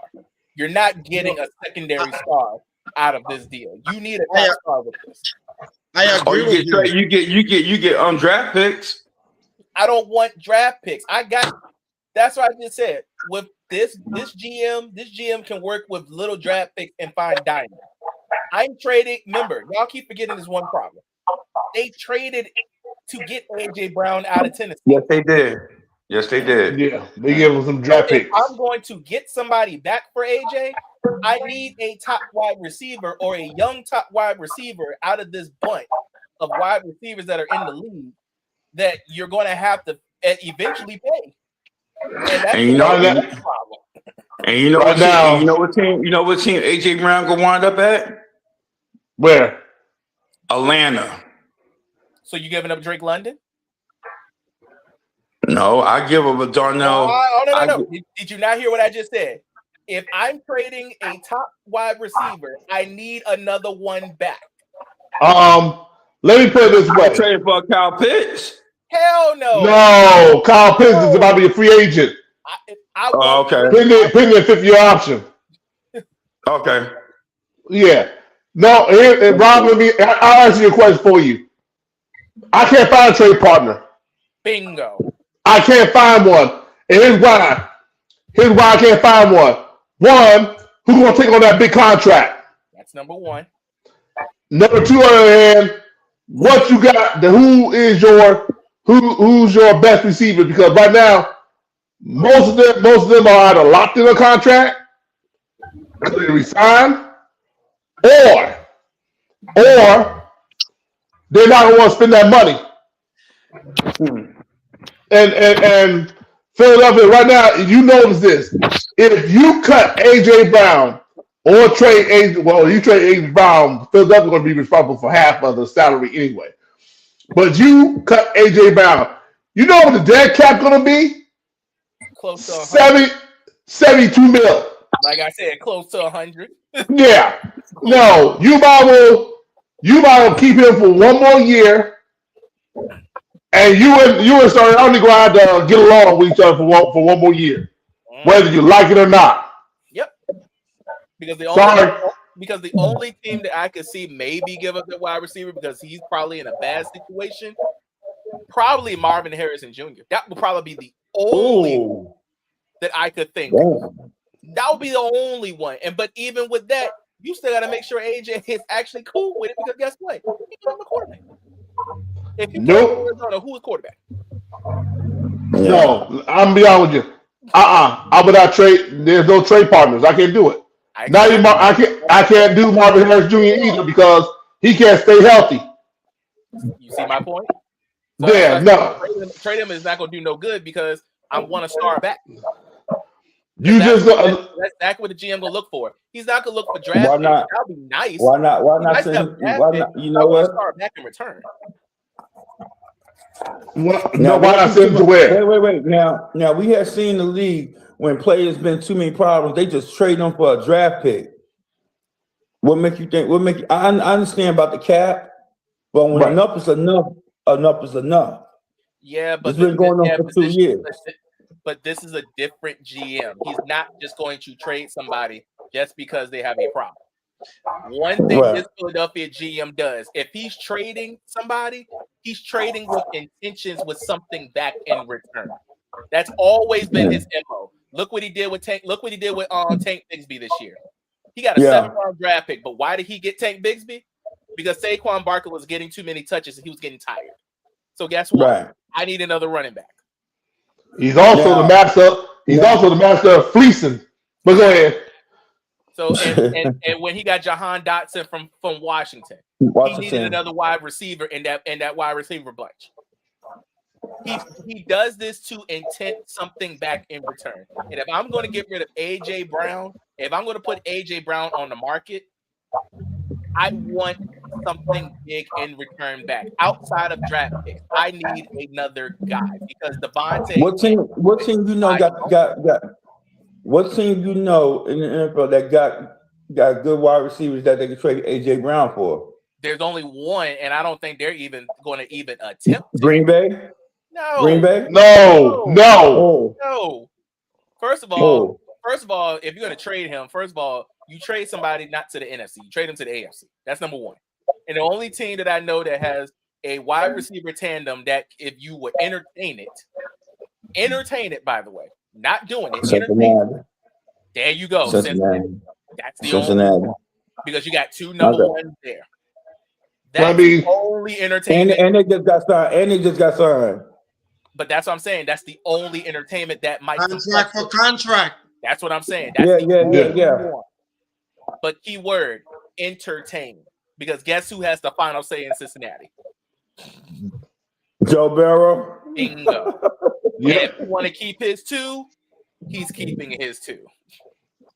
And like I said, ain't nobody going to do a trade partner with Philadelphia right now. There's nothing out there. And this ain't the NBA where you can find a 3rd or 4th team to make a trade with you. So you're just going to be stuck with AJ Brown for at least another year. So that at least with the next year of his deal, if he's still acting the way he is, then you can trade it off, and that dead cap won't be as much. Because guess who has a bigger dead cap than anybody on that team right now? Because his contract is on the back end, and his back end money is bigger than anybody's. Jalen Hurts. Bingo. So you're not getting rid of nobody right now unless you just saying, I'm just getting rid of it, or I know something's coming down the pipeline. But other than that, can't get rid of him. Because if you get rid of him next year after this contract, all together right now you'd be looking at a good 47 mil, 47 mil overall. That's a lot of money, boy. That's still a lot. That's still money, but that's money they go a big cap. Get rid of. But I'd rather get rid of 40 million and get rid of 72. One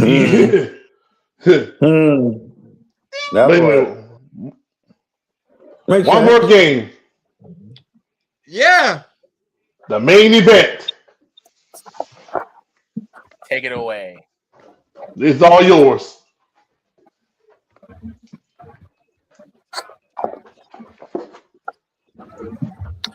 This guy. Watch your mouth. See, there you go. There you go. There you go. Thank you. I got nothing to do with that. Nope. Thank you. Go ahead. Continue. I don't know what the fuck he was thinking when I want to have my floor when his goddamn team in fucking Cancun. Man, you don't shut your dumb ass up! They've been in Cancun for a month. Hey, Your damn team can't even get it together because they went ahead and trade a top 3 defensive player, and your team look like rat ass. Shut up! You matter of fact, you could stay down there because you straight interrupt me. Interrupt me when you had the Chargers. Did he pick the Chargers? That he did. I can go back on tape and make sure that I ain't gotta go back on he did. He did. Yeah. He definitely gonna be in the gutter, in the box for a minute, because I don't have anything to say to him. I got everything to say about my boys. Hey, New England. Rob, first of all, I want to thank you for believing in my team. My team was what you predicted. My team looks great. That defense is some dogs. Drake May can game manage. He could throw for 400 yards. He could go for 200 yards. He could throw for 100 yards. Yeah, you turn over the football, but guess what? That defense helped you out. And that's what I wanted to see. I wanted to see that defense. That defense, what matters to me. Because you know why? The defense is going to be the reason why we even got a chance at this damn Lombardi. Because I'm not worrying about the offense, because the offense at any point can put up points. I needed my defense to step up. And that was my question going into the postseason. What my defense can do, being that they're so young. As crazy as there's a lot of rookies in there in my defense, Rob, and that defense is flying.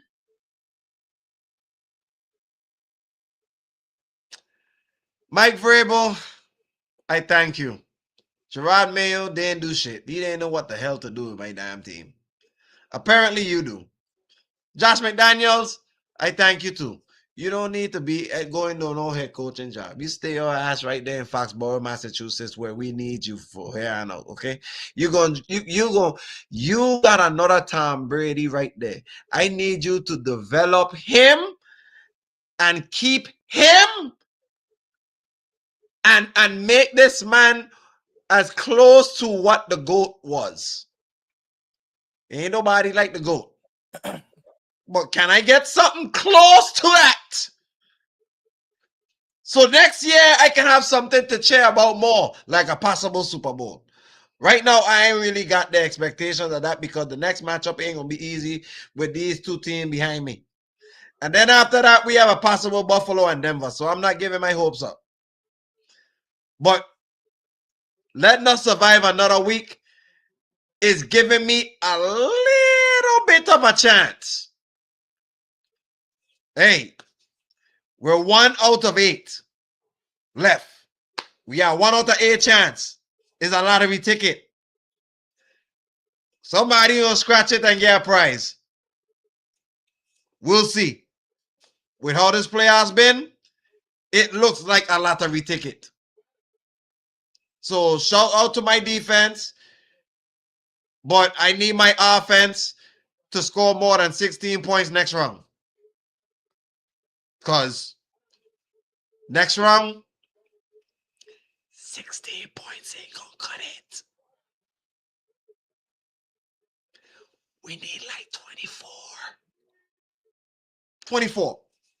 See how the Rams won? See the Niners beat the Eagles yesterday? 23-19. We need 24 points.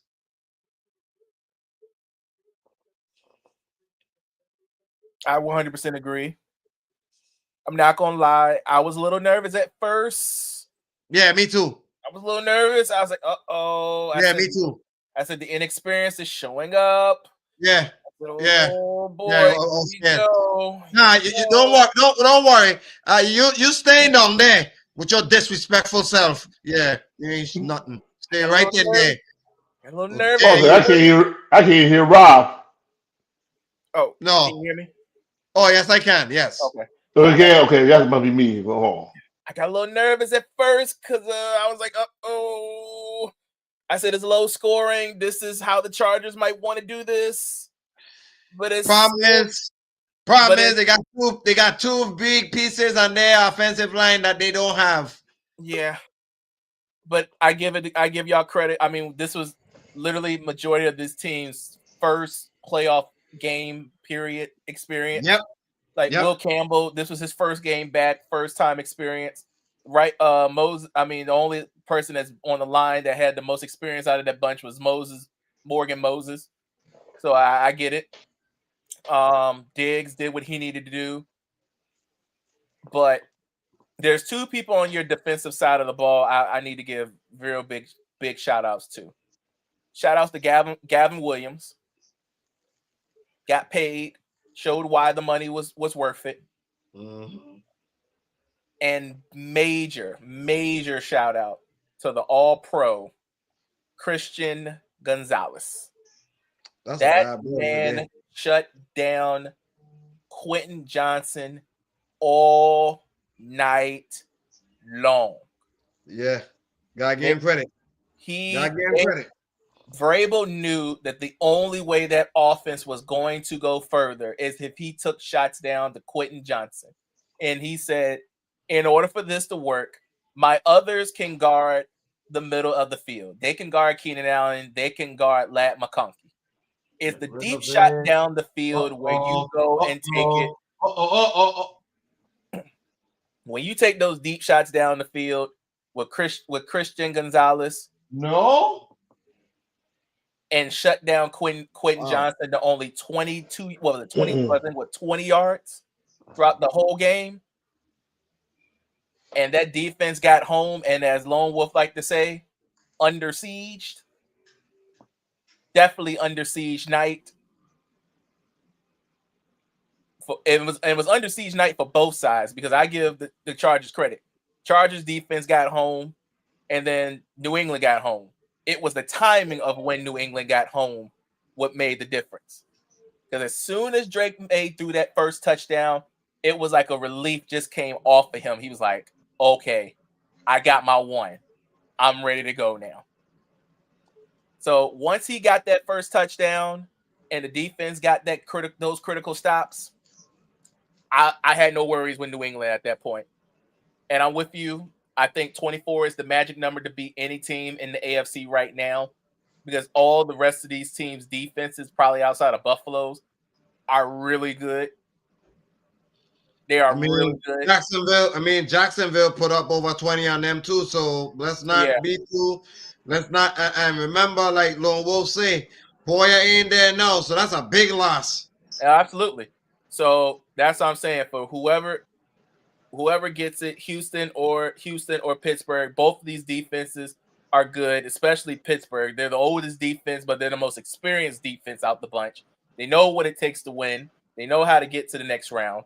Houston's defense is so ferocious that you're scared of any quarterback that either runs or stands in the pocket because if they take one good shot at you, lights out possibly.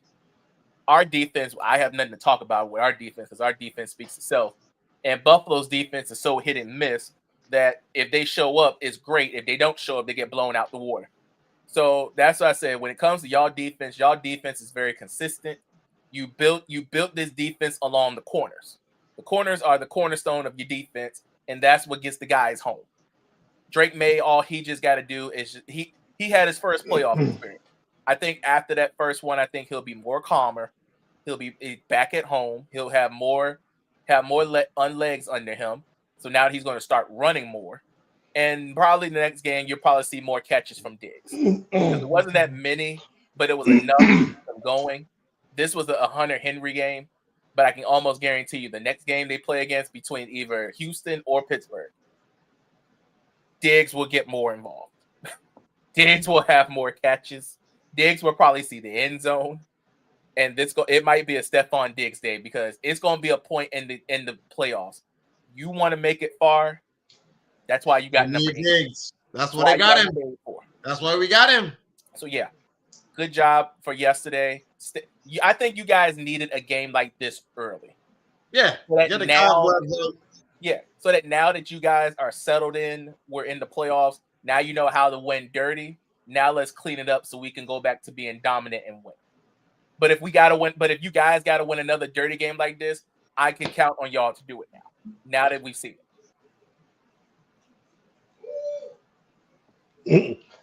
I ain't got nothing to say at all, except for I'm a happy camper.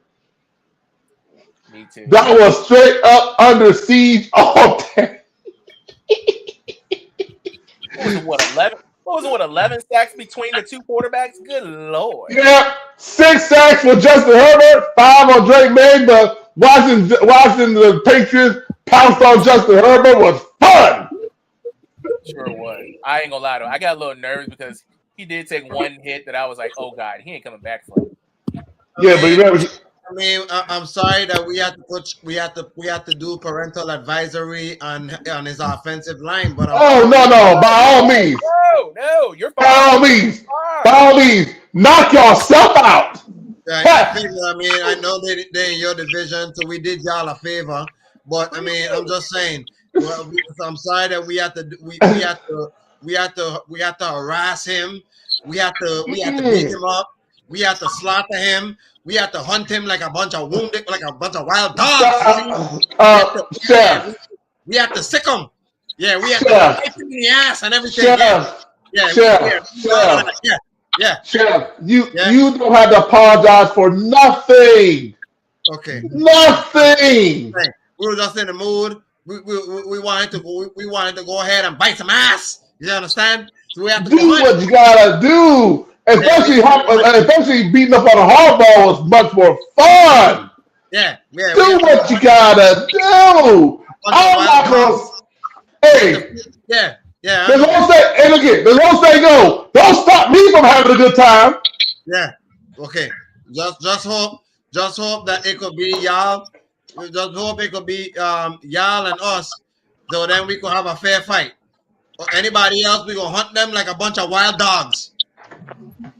Fair enough. No, can't get right. You got anything disrespectful to say about my dogs? You about to jack it up. I can see it coming. I mean, the Chargers, they ain't nothing to really brag about, but kudos to Drake May, first playoff game. That was the reason why I chose the Chargers, because they had veterans on that team and stuff like that. And Drake May, this is his first playoff game, but he excelled. He did what he did, and on to the next game. But I tell you one thing: whoever they play out of these two teams, like you said, I'm saying 24. You better put up 31 points. So anyway, points come at a premium. I said 24 because everybody that beat their respectable opponents this past wild card weekend had at least 24 points. I'm just saying, watch all of them. Everybody had at least 24, 23, 21 was the Niners. Niners at 23, but I'll put them in the 24 category. I'll round it to the nearest one. But you want to go ahead and talk about us a little bit about my team? I see. I'm an honest man about my team now. See, I see what my problem is. It took you weeks. Before you had to see the light of your GM. It took you after we actually. One thing I will give you credit. After week 1. Finally worked on the boat with us, and I'm proud of you. I'm just glad you didn't do it like last year. You waited till God knows when to finally step on the boat. You see, you waited so long to step on the boat year before last. This time, you got on the boat. You got off the boat after you see the BS. So I'm proud of you. You're improving. Let's just see how long you'll be on the boat next season. My over under 4.5. Under.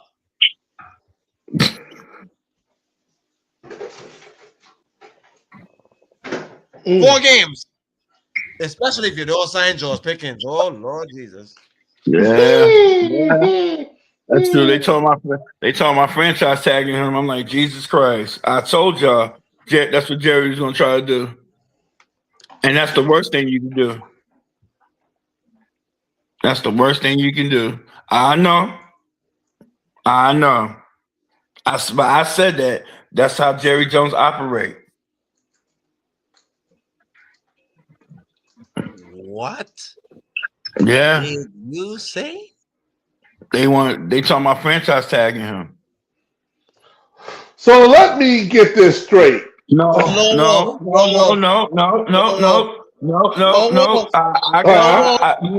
Me and Chef said the same thing. We said the Lone same Wolf. thing. And I Yeah. told him, Yeah. Lone Wolf. Can't get right. Yeah. I have to put myself on the screen because didn't I say a few weeks ago Yeah, about sure this did. bullshit? Yeah. What was my exact words?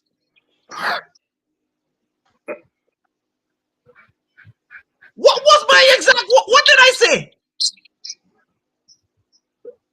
I don't remember word for word. Exactly said NBA young boy ain't gonna be down for that. Nope. Or you never know. I'm not saying that he's gonna be. I agree with you, but if he do take it, I'm saying like this. I agree with you. He ain't gonna take that. But if he do take that franchise tag, that's loyalty. Jerry better give him a big ass contract for just taking that shit. I'm serious.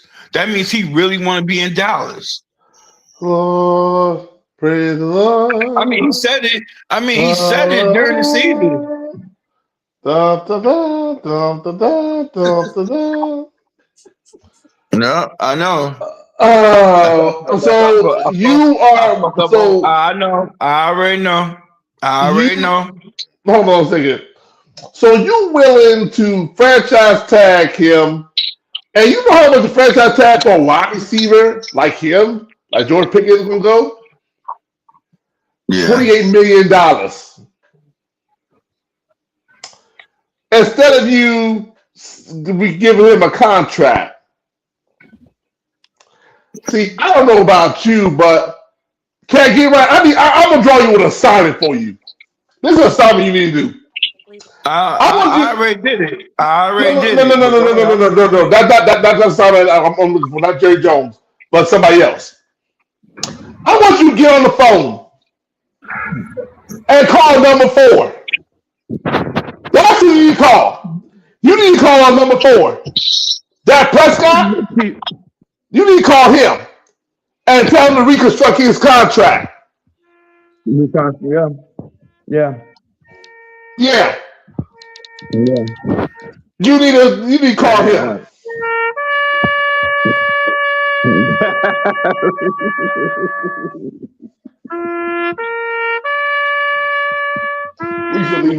We should leave that on that note.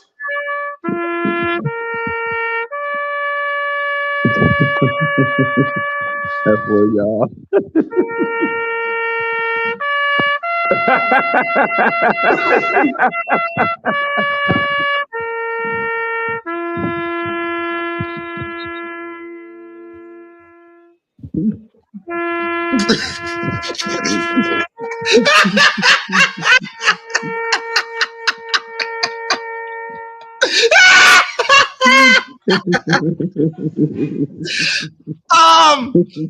Wait. You know what? Gentlemen, on that, we gonna get out of here. And you know what? I gonna play. You know what, guys? Can I do it one more time, just for him? Go ahead. Off on that. Can we? Yes. Can we? Yeah.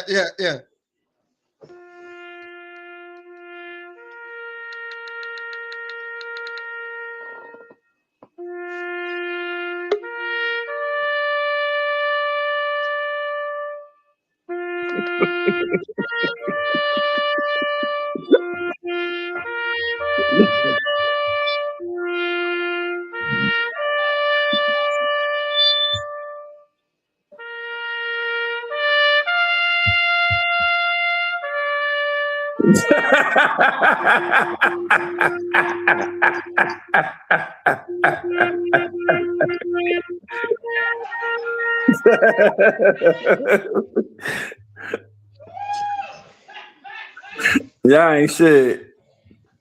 That's for your sorry ass Cowboys. And with I know.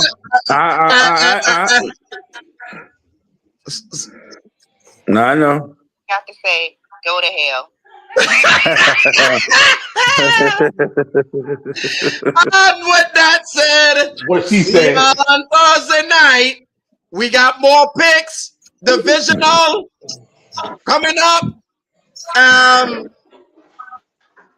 by the way, Cowboys. Come on. There's always here for you.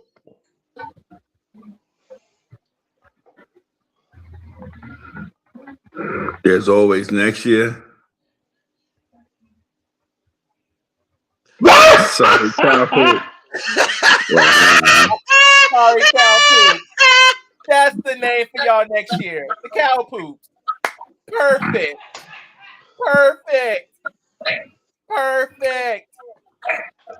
Yep, Cow Poop. Yep. Y'all came for the ponies. Now we're Broncos. Y'all get your name back when y'all decide to do something. From now on, you're the Cow Poops. Perfect. Whatever. See you Thursday. Good night.